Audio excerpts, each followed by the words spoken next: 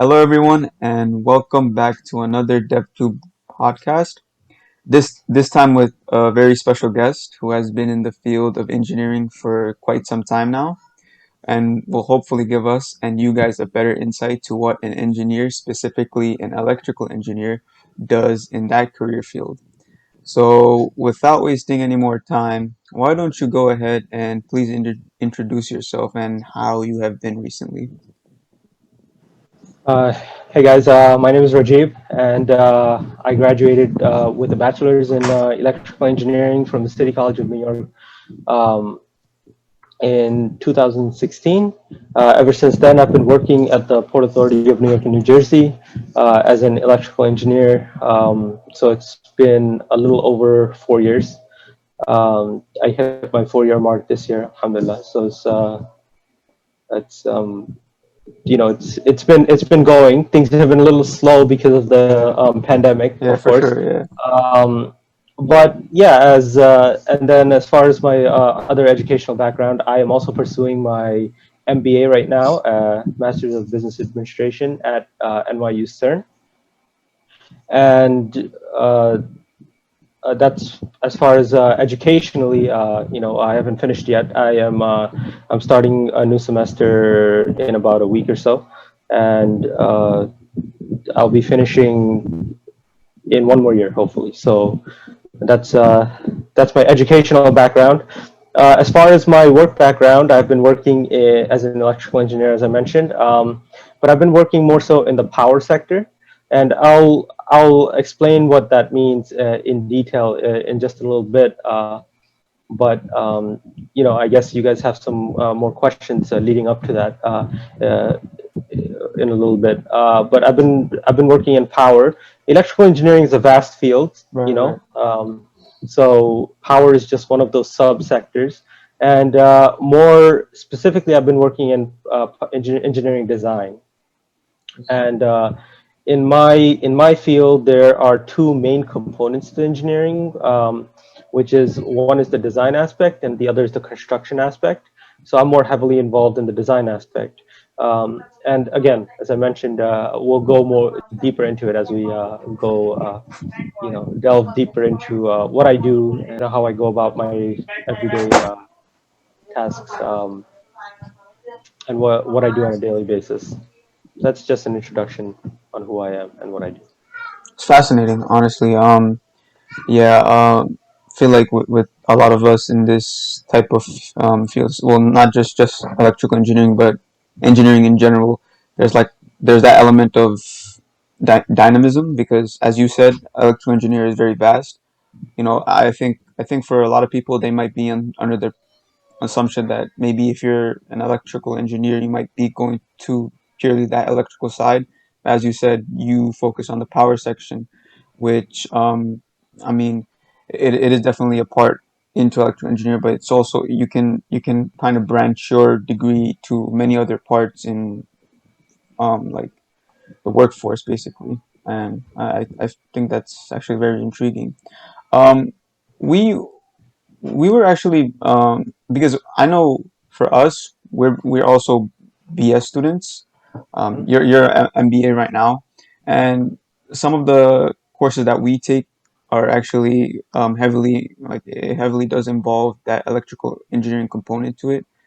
And we were wondering like for you when you were in that setting where you had to go through your major at City College, how was like the actual classes and like how did you feel going through your 4 years? Because some individuals and students that might actually go through this process feeling very overwhelmed at times, Mhm. and they might go into it feeling very nervy. Like I know for me, when I went inside the actual process of engineering in right now at NYU, it was a very nerve-wracking experience for me. I'm pretty sure for Isfar and Mo, they also had that same experience. So, how did how did that go for you? I'm really interested to hear that because you went through the whole process. We still have like, Right, right, right. yeah, we still have the Um, sophomore year. so basically, what I the way I look at it is, well, first of all, a little bit about me is that I've always wanted to be an engineer. As far as I can remember, I've always wanted to become an engineer. I don't know what kind of engineer. I didn't know that I would become an electrical engineer when I was younger, but that was my game plan, that I want to become an engineer. And my parents tell me these stories all the time, that I used to be younger, and I used to tell them, oh, I want to do this. I want to build cars. I want to Yeah, design yeah. airplanes and etc. I know Right? what you mean. Yeah. Um, but yeah, engineering is a nerve-wracking, I guess, path, if you want to call it that. The Right. reason I say that is because it's kind of structured, and this is with a lot of majors. What in college, what they will do is, they will set it up so that your core classes are there, which would be your maths, your calculus, your vector calculus, and then Right. your Right. differentials, etc. But then once you start getting into the engineering classes, very early on, they'll introduce what we call weed out classes, right? They'll like try to weed the students out. Oh, is this student cut out for engineering or not, right? So, and then they'll also have like a vast variety of professors, right? And Right. you have to Right. be able to deal with and navigate through these different experiences to kind of, get to your destination, which is hopefully, earning your degree. Uh, so for me personally, my experience was that, I finished. I actually didn't finish in 4 years. I actually finished in 5 years. Um, um, at City College, so the reason I finished in 5 years is because I was going through my weed out, my what they call the weed out class, right? I see. Um, and and I was not doing well in it. I did not do too well in that class, and I had to drop that class. And that class is a prerequisite for a lot of other classes, right? Now you might be wondering, why am I still in the field that I'm in, right? But for me, it's kind of, for me it was like, I want to be an engineer, so I'm going to do it. I'm going to drop this class this semester, but I'll take it next semester, and I'll be okay. Things will be okay, and I'll continue like that. So that's kind of the course I took. That I had that perseverance. I tried to persevere. At times it was definitely tough, um, especially like when you're going through an intro engineering class, or as they called it, an engineering class, and you're not doing well in it, and you're struggling through that class. And for me, it was like, it went through my head, okay, am I cut out for engineering? I got stuck with a professor that I did not get along with, and because of that, I went to the professor for help. The professor wasn't, in my opinion, very helpful, and so I had to drop that class. And that created a lot of like doubts in my mind, and a lot of like headache for me. And so, those are small things that you have to navigate. And in hindsight, I'm glad that I kind of navigated through them, and I pushed myself to kind of persevere through the degree. Not everyone is like that. Some people may realize that, oh, this isn't for me. The reason I kind of stuck with engineering even after all that is because I always knew that I was a math buff, right? I'm good with numbers. I'm good with math. I did well in physics. So that well, I didn't do too well in physics in high school, but in college I did fairly well in physics. So for me, all those were indicators that, no, this is maybe this class, you just need to like think about it, take a step back and just think about this class. This is just one class. There are going to be many classes, right?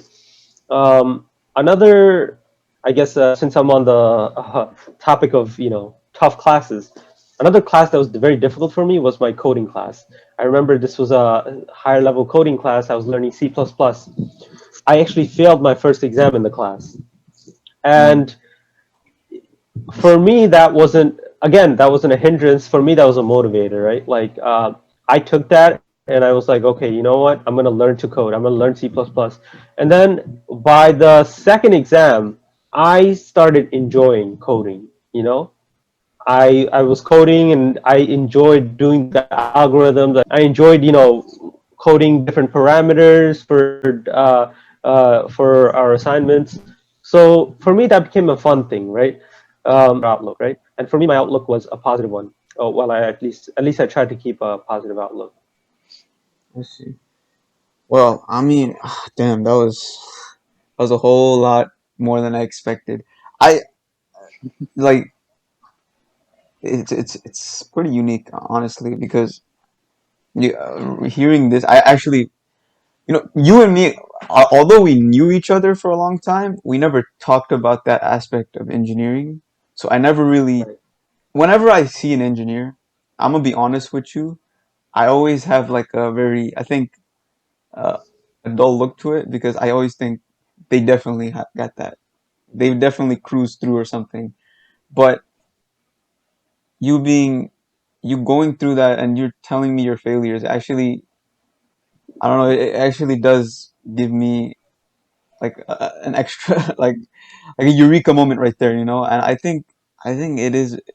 I never knew that this was the case for in your situation, but that was definitely an interesting journey that you went through. um I I want to stop asking you a question right now. I want to give my other two partners a chance to ask you some questions because they have some dying questions to ask you as well as you know y- y- that field is very interesting to them as well. So, as far you take it away, buddy. Go ahead, man. Okay, thank you, Tazor. So, amazing responses so far.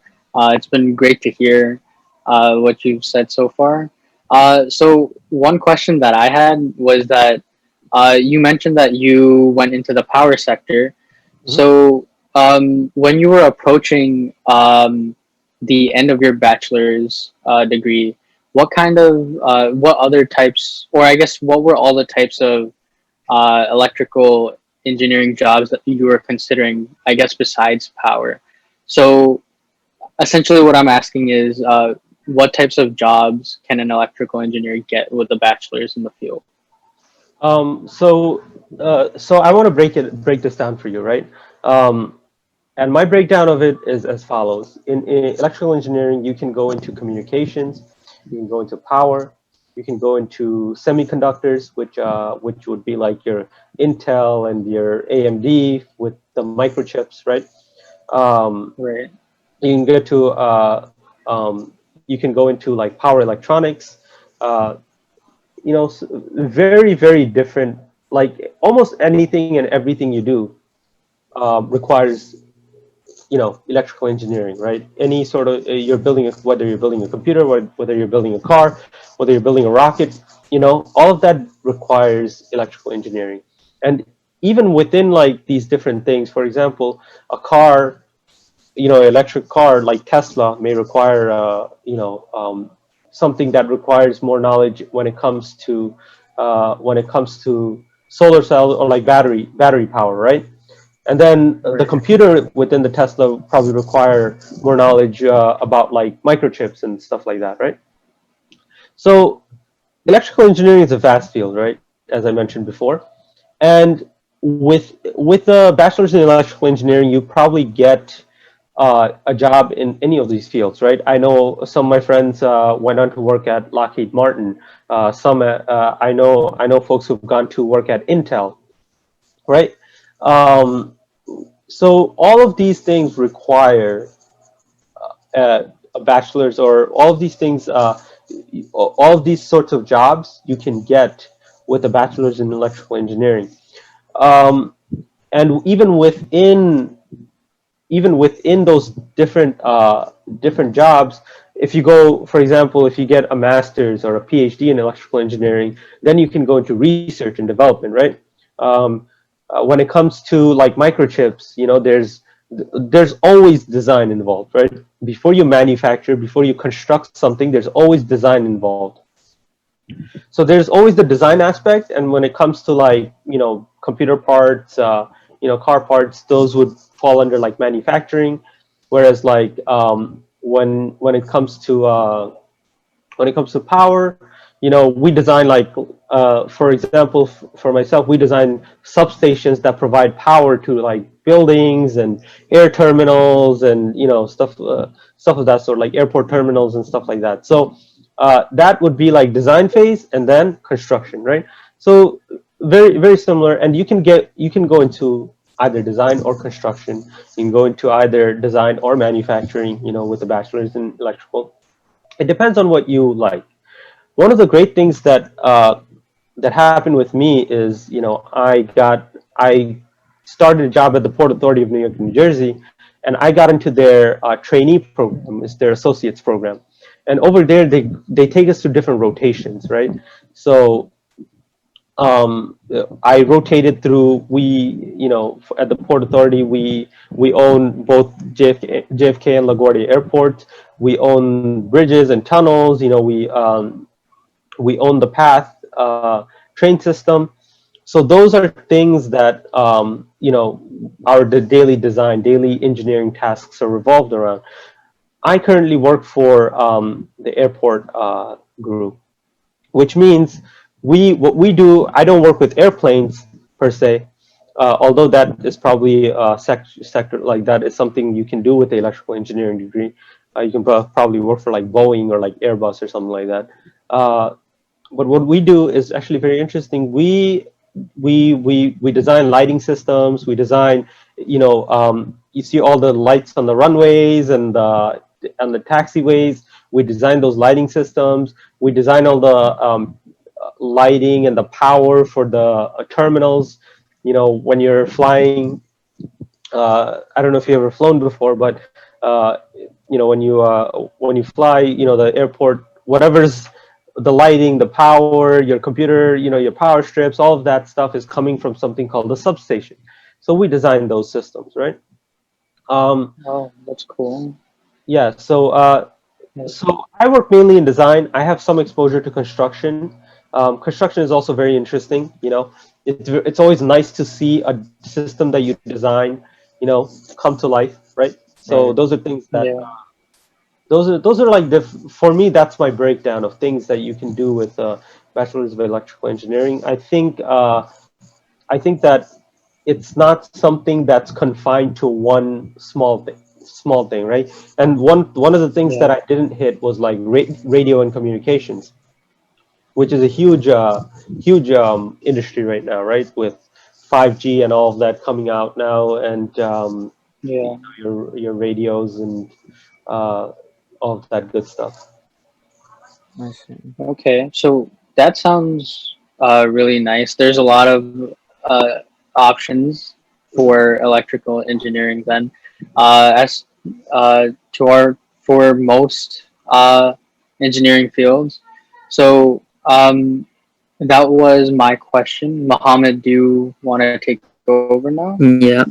So we know that you went through a training program, and we just like to know how it was for you in the hiring process, or like trying to land that job, and if there were any difficulties you faced, and if you and like any you know hardships that you faced, to land that job at Port Authority. As far as like landing a job goes, you one of the things that I always encourage young engineers, go out and seek out internships because you just got your degree. Um, you definitely need that like job experience. And there you see all these like memes and jokes, um, hovering hovering around the internet, right? Like employers are looking for like a student who just graduated but with like 5 years of experience and stuff. Yeah. And Yeah. you know Yeah. students are always like baffled by it, and it even baffles me, right? That's a struggle. Like, how do I get that experience? And that experience comes through your internships, right? Your internships, your fellowships, whatever, co-ops, whatever they are, right? So it's very important, and I always tell students that it's never too early to get an internship, right? So even after your first year in college, it's the summer, and you're just chilling. Get internships, start doing do projects on your own. Do things that you can put on your resume. So those are very important things. And for me, what I was, my mom, she always pushed me to have a job or like have an internship or something, do something over the summer, right? I remember my first ever internship wasn't even related to electrical engineering, to be honest with you. It was, I was out doing surveys, but what it taught me was that, like, I shouldn't be sitting idle, right? That's one thing, right? Just because whatever experience you have, in my opinion, you can use it towards to leverage yourself as a better candidate than the next person for your job application, right? So, for example, you know, you'll be like, okay, I'm in an office doing paperwork, but how does that help me, right? Well, I think that helps you because after your first year, if you're doing a job at an office and you're just doing paperwork, or you're managing a timeline or whatever, or you're managing a schedule of a project or something like that. These are things that can always be useful on your resume, right? Employers look for that stuff. The other struggle I guess I had was, like, there's always the engineering market is always competitive, right? Whether you're For sure, talking for sure. internship or whether you're talking about jobs. And that that's something that you have to, again, set yourself. How do you set yourself apart from the other candidates, right? That's where you have to kind of be a standout candidate for that job, and you have to sell yourself, right? And those are things like, go to, attend your career fairs, right? See what employers want, because you want your resume to be tailored towards those job applications, right? And you're never going to understand what employers want until you speak with them one on one, until you speak with what their company wants, right? So go attend job fairs, um, apply to internships, right? And do as many interviews as you can, right?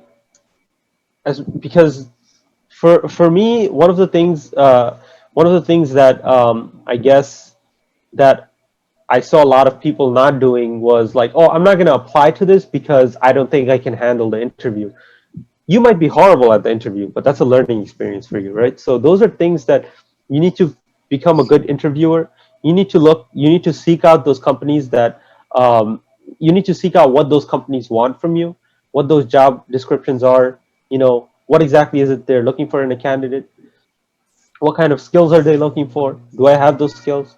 How can I develop those skills? So those are questions you need to ask yourself. Um, and some of the and for me personally, one of my struggles was being a shy interviewer, right? Being an interviewer who was not competent enough to begin with, right? So my first few interviews were really bad. They asked me random, like, questions that I knew the answer to, but I stuttered. I didn't know how to formulate my answer, or I kind of like had a case of like deer looking at headlights, right? I kind of like froze.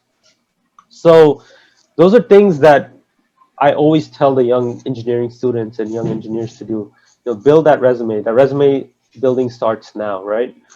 There are lots of like different competitions out there. I remember when I was in college, I entered an entrepreneurship competition, right? And my team and I, we built. It was a very fun experiment for us. We built this contraption that goes onto your faucet, and it tells you how much water is coming out of the faucet, the speed, the rate at which it's coming out, and how much water is being used, and all of that stuff. And it connected straight to a web page, and we were able to tell how much water was being used and all of that stuff. That's a very interesting project, and those are things that you can put onto your resume, right?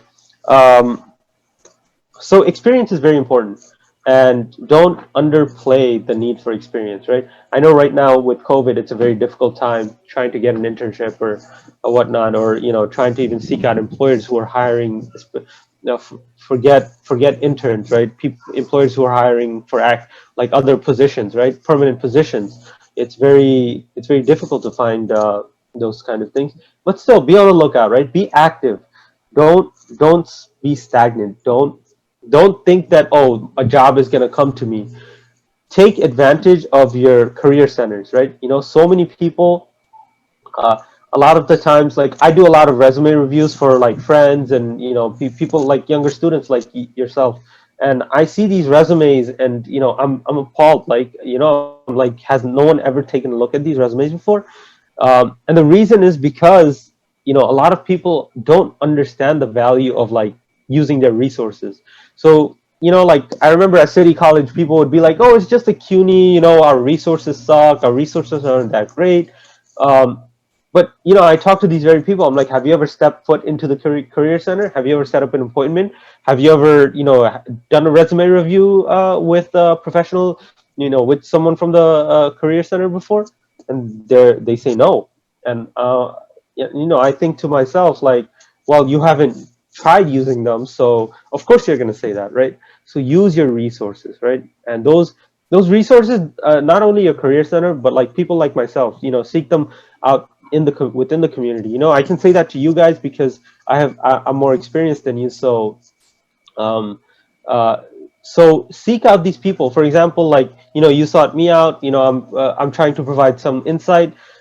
Maybe you're not interested in electrical engineering. Maybe you're interested in software engineering, right? So seek out a person who can help you in that field, right? So these are all things that you should be doing, and these are all things that um, I think I did fairly well, but I also think like these are learning curves that I've had to go through, and no one was there to tell me these things, right? So those are, I hope that you guys are better able to use those resources than I was able to use them. Inshallah, bro. I think your idea of being proactive is definitely something that I think is probably one of the more important aspects. Even if you are the most so quote unquote talented individual, like you always have to be on the go and actually look for such opportunities for you to garner maybe in the future, because Mhm. no one's gonna. I mean, I know people in the past might have said, I don't know if it's true, but I know people in the past used to say, if you graduate, people will come to you. But I was younger at that time, so I kind of it was a while back. But now, as I grew up, and even from this interview, I realized you have to be the one seeking those opportunities. And honestly, I couldn't agree with you more than that. Um, I actually wanted to. I was gonna. We had one more. We had a question that I wanted to talk about, but you kind of answered it. So Mhm. I'm gonna ask you a question that is a little different from the engineering aspect to it, but it Yeah, sure. still connects to it. Mhm. So when you actually entered the field of engineering, like the very first, I'd say the month, or maybe let's say the course of 6 months or a year, how do you feel that, like, how did that impact your daily life as a person per se? Like, do you feel like going into that field, especially for Port Authority, did that change your basically um, how you spent your free time afterwards, or did you have, because I know for us, and you face this as well, when we were in college, or when you were in college, you had the labs, you had your homework, and then you go to campus, you come back, but then you have to work on the things that were given to you, but which did take a lot of time for you, and taking a lot of time for us. But when you went into the engineering field, did that translate, or do you feel like there was a huge difference in that context? If Well, you the work life is it's different, right? It's how you balance it, and different companies you'll have different experiences with different companies. At the Port Authority, I would say my work life balance is amazing, right? I work 9 to 5, and um, uh, not not to say that I haven't worked extra when I needed to, but for the most part, like I would say 90%, 90 to 95% of my career so far has been very nice in terms of like my work-life balance, right? Um, I haven't had any issues transitioning from college. One of the things that I guess I transferred over from college was like, a love of learning. I guess I love finding out new. I like finding out new things. I love to, research new things. And when things came up at work, I try to ask questions. I try to get answers. So that's something that definitely translated, right? That skill. As far as like the work, like the balance in terms of like workload and all of that stuff, I actually very rarely have I had to bring work home and try to get my work done at home. So in terms of like scheduling, it's always been very very nice and calm. And I know that if you go into like other companies, maybe that's not the case, right? Um, So I can't speak for all engineering experiences um, in their like totality or in their entirety, but I can speak for my own experiences. And like some jobs are more demanding, right? Some jobs require more travel. My job didn't require too much travel, so that's something that I was able to balance very well. Very interesting. So Yeah, so mom. yeah, we know that your workload was balanced and such, but you don't have to answer this question, but we'd like to know if based on your work, as an engineer, you work very hard, to get your degree first of all, and then you work very hard, you know, to put out the work and at your job. Do you feel comfortable with your compensation? I think I very well do feel very comfortable with my compensation. It's that's always a tricky topic, right? Because once you get a job as a new engineer, right, you're kind of you're kind of like, oh, okay, I got a job, so that's a very happy moment. And it's it's always nice to have like a few offers on the table that you can always weigh, kind of like weigh, okay, okay, if I get this job, then I have to move. Now I'll have this expense, that expense. Those are things that you'll, I guess, need to weigh the benefits, the pros and cons, um, benefits and drawbacks of certain decisions that you make. But yeah, I think the electrical engineering market, you'll find that the jobs are very satisfactory. And I don't say that because I'm an electrical engineer. I'm just saying that within the industry, it's not like compensation shouldn't be an issue. I guess. Yeah. So, my next question would be, so we know that you're completing your master's in business right now, and you mentioned it towards the beginning as well. Mhm. So what made you decide to change majors, or is this more of an addition to your skill set? And with that said, would you recommend electrical engineering or business major? So yeah, that's my question. So it depends on what you want, right? So I'm always like the way I try to tell, or like when I get asked this question, one of the things that I tell people is that I'm a very business oriented person, right?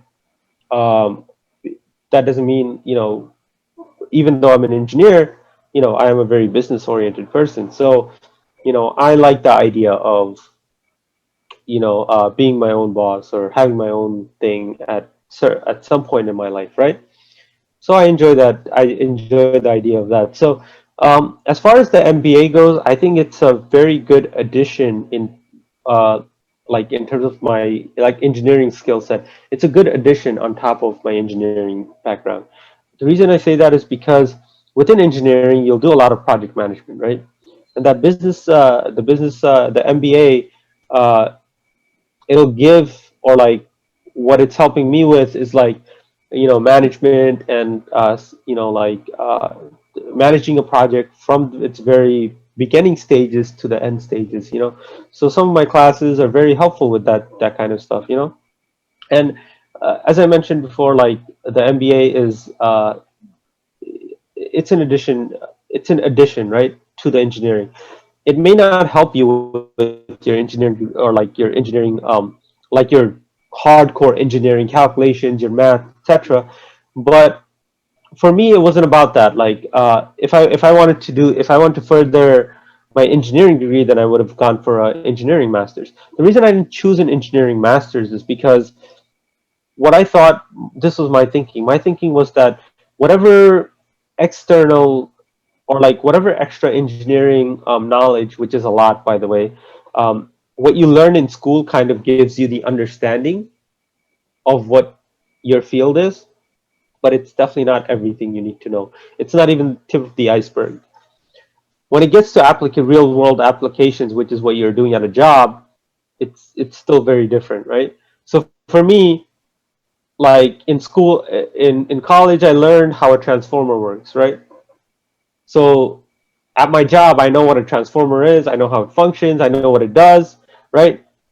But I never in college. I never learned about the different codes, the different ways, like how to wire a transformer. Like I didn't learn any of those things, right? I learned the very theoretical stuff. What the theoretical stuff did was it kind of helped me navigate my way through my job, have an understanding of what things were, so then I can further my expertise in these things, right? So getting back to your question, right? So why didn't I pursue a master's in electrical? Well, because I think that within my job, whatever I need to learn, I'll progressively learn that within my job, right, with the experience. So I wanted to get something different, a different type of a skill set under my belt, right? So that's why I chose electrical, like the MBA as opposed to a engineering master's or a technical master's. All right, that was yeah, it's very interesting to hear the fact that you were able to kind of uh, branch out to other aspects, which I'm pretty sure because with business it did allow you to complement with your electrical engineering field as well. I want to um, ask one more question, and hopefully we can end it off from there. And that is basically it's more of a question of what if. So me, Mohammed, and Isfar, we put this at the last. Well, we basically put this as our last question because we felt like it was a good way of actually understanding the way you would view a situation for so that other young individuals try to learn from that. And the question basically asks if you were to go back and redo, like go through the whole journey of becoming an engineer, what is like, or what are the things that you may do differently, or even, or if you wouldn't, why wouldn't you do anything differently? Because I know some individuals might actually just would rather repeat that journey rather than actually change anything. But what's your take on it? Um, I think I think if I were to do anything differently, I would uh, I would probably get more or take more classes in software, because that's the side that I ended up enjoying a lot, right?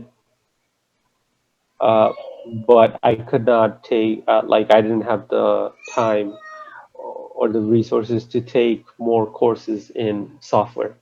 And it's something that right now, like on the side, I'm trying to learn on my own as well, right? It's a Right, skill set that I'm trying to develop, the coding part of things, which I don't need for my job.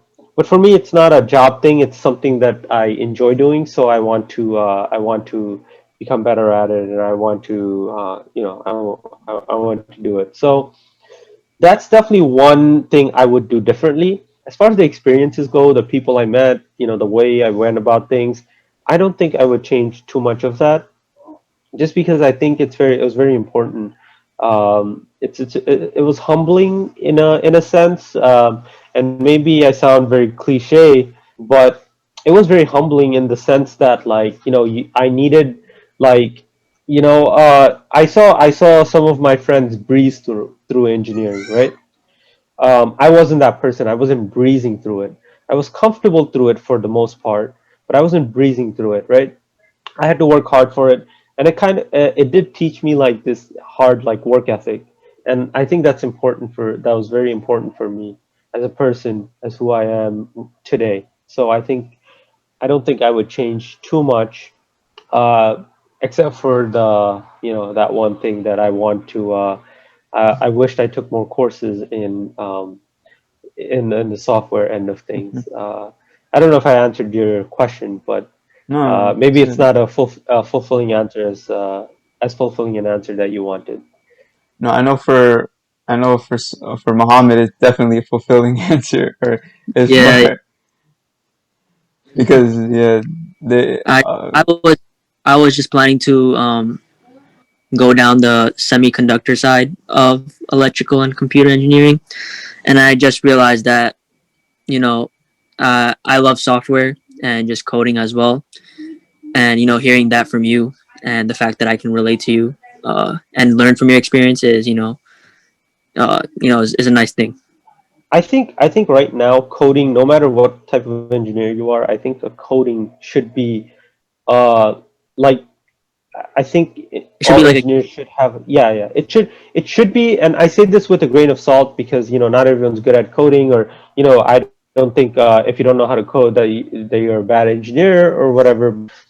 What I mean is that I think coding is something that's fun, it's interactive, and it runs the world pretty much, right? So just having an understanding and if you have a passion for it, hey, there's so much you can do with it, So I think if you enjoy coding and semiconductors, you can apply that you know very closely. I believe so because yeah, if you go into like computer microchips and microchip design and stuff like that, then coding is not too far off of it. Maybe you'll what I would recommend for you is um, take some classes in computing architecture. So it's like if you take a language like MIPS or something like that, it's very interesting field there because then you can kind of combine your love for, if you enjoy semiconductors, then you can combine your love for semiconductors and kind of like combine your love for coding and kind of make them into try to combine them. yeah, There are so many options out there. I just hit the tip of the iceberg. There are so many options, so many different ways to do things. You know, I just went one out of like a billion paths, right? So it's for my example is not what my specific example is not one to be used, but I guess there are lessons to be derived from my experience, and that's why you guys kind of invited me today. So I hope I was able to provide some insight uh, as to that, how you can benefit from the insight that different like people from different walks of life will give you. For sure, for sure. Um, well, So yeah, go ahead, um, Simon. yeah, so this I do have another bonus question. This wasn't part of the um, list, but I got genuinely curious after you mentioned you guys did a competition where you made this huge project, and since I don't have much electrical engineering experience, since I'm in the computer science major, I know Hmm. that for us developers, there's a lot of open source code, Hmm. so we have a lot of ease when it comes to developing. But yeah, so again, I don't know if this is a valid question. Um, for an electrical engineering student, say if he or she wants to make a project, would it only be feasible if they make the project through some sort of competition where the competition gives them the resources, or where the college gives them some sort of grant to complete the project, or um, can they commit to a project by themselves? I Like, mean, there are does it? people who are hobbyists, right? Who kind of just do things on their own just because they love it, right? I Right. know, I know people who were hobbyist RC airplane, builders. They would just, build RC airplanes or RC um, remote control cars, right? So things like that. I know that Arduino is huge when I was in college, so I don't Yeah. know if it's still huge. It's it's probably on like version like Yeah. It's still It's huge. massive. so we use Arduino to prototype um, our product, and it was a fun experience. That was my first ever time I used Arduino, and it was very interesting, right? And speaking of like for you guys, like what I think is I think I don't know which what colleges you guys are in, but I know that some colleges combine electrical and computer engineering, and they call it ECE, right? And so That's that that's exactly what we are actually taking right now. Nice, nice. Yeah, So ECE, that that gives you the best of both worlds, right? And then at City College, we just called it computer engineering. Computer engineering was like you're doing both software and hardware, and then you can kind of branch off into um, software, One the or the software other. side if you yeah, wanted to, Oh, or like you can concentrate on software, or you can concentrate on hardware. Whatever people enjoy, but yeah, so that being said, I think um, there are so many people, like people are doing so many different things, and people are just doing it because they enjoy it. I know a lot of companies where people are starting these, or like startups, people are starting these things not even as a business. They just start it off as like it just starts off as a hobby, and then it just builds into like a passion. So yeah, it right. doesn't. I mean, of course, having the backing and the funding and all of that definitely helps. And I promise you, if your product or your idea is good enough, you will find people out there who are looking to fund and who are looking to. I'm telling you, the resources out there. There are so many resources out there, and people are looking to invest into ideas and people and different things. So just seek those opportunities out. You have to be proactive. There's nothing beats proactivity on from your end. Whether it's seeking out a job, whether it's seeking out people who are going to invest into you, personally or financially, or whatever it is, as a mentor, would help you with their time um, and their effort. So just if you have a passion and a hobby or whatever it is, I say keep doing it. Don't stop. One day that could turn into something big, and you might be helping millions of people. Um, well, as for Mo, do you guys have any other questions, or you wanna? No, that was my last question. Yeah. All right. Well, we really appreciate you being here and actually coming into this podcast. This was actually our first podcast where we actually had someone that's very experienced, and it is very tough for an individual to take some of their time. Sometimes you don't want to do it and stuff, but we really appreciate that you were able to come here today and actually give us this opportunity to garner some knowledge from someone like you. And yeah, we really appreciate that. Thank you very much. I appreciate you guys having me here, and I just want to say that I'm not, don't put me on a pedestal that I am undeserving of, because I am not very experienced. I'm still trying to figure out what I want to do, right? And what I like, I enjoy what I'm doing, but I'm still trying to figure out, what my niche is and what my thing is, So trust me, it's a long journey, and everyone has to go through it, and I'm still going through my journey. So I appreciate you guys having me on for a little chat. Yeah, I mean, everyone is gonna, time changes and maybe mentality changes as well for you and for everyone else. But 100%. yeah, other than that, I thank everyone else for watching this video. Hope you guys can like, comment, and subscribe, and we'll catch you on the next video. Take care. All right, guys, thanks.